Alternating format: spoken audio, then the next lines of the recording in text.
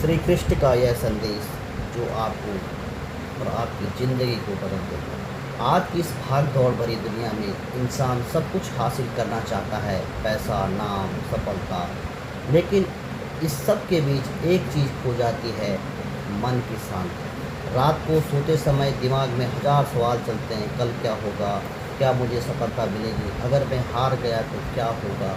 अगर आपके मन में भी कभी यह डर या तनाव आता है तो कुरुक्षेत्र के युद्ध मैदान में भगवान श्री कृष्ण द्वारा अर्जुन को दिया गया यह एक संदेश आपकी पूरी जिंदगी देखने का नतीजा बदल सकता है। भगवत गीता के दूसरे अध्याय के 47वें श्लोक में श्री कृष्ण कहते हैं, कर्मण्येवाधिकारस्ते मा फलेषु कदाचन माँ कर्म फल हेतु भोक्तुः संगो मस्त कर्मणि। इसका सीधा अर्थ और सरल अर्थ है कि तुम्हारा अधिकार केवल कर्म करने पर है, उसके फल पर कभी नहीं। हमारा पूरा जीवन तनाव में सिर्फ इसलिए बीतता है क्योंकि हम कर्म आज कर रहे होते हैं, लेकिन हमारा ध्यान आने वाले कल के फल पे होता है।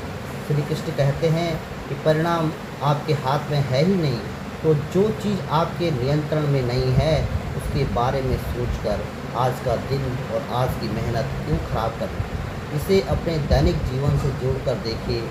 जब एक छात्र केवल परीक्षा के अंकों के बारे में सोचता है तो वह पढ़ाई पर ध्यान केंद्रित नहीं कर पाता और डर के कारण गलती कर बैठता है। जब कोई व्यक्ति व्यापार में केवल मुनाफे के बारे में सोचता है तो वह निर्णय लेने में घबराता है।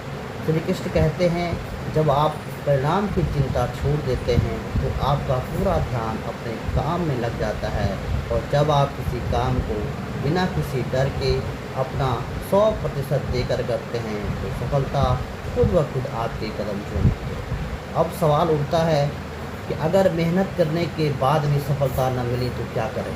श्री कृष्ण अर्जुन से कहते हैं, जीवन में न तो कुछ व्यर्थ जाता है और न ही कोई प्रयास बेकार होता है। जिसे दुनिया असफलता कहती है वह असल में एक सीख है जो आपको अगली बार और बेहतर बनाने के लिए मिलती है। सुख और दुख, जय और पराजय, लाभ और हानि, ये सब समय के चक्र हैं।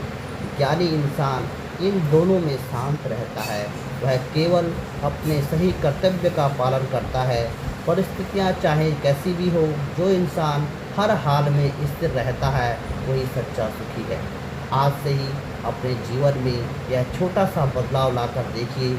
काम पूरे मन और ईमानदारी से कीजिए, उसके नतीजे की चिंता समय और ईश्वर पर छोड़ दीजिए। जो बीत गया उसका शोक मत कीजिए और जो आने वाला है उसका डर छोड़ दीजिए। याद रखिए, जब तक आप परिणाम से बंधे रहेंगे तब तक तनाव में रहेंगे।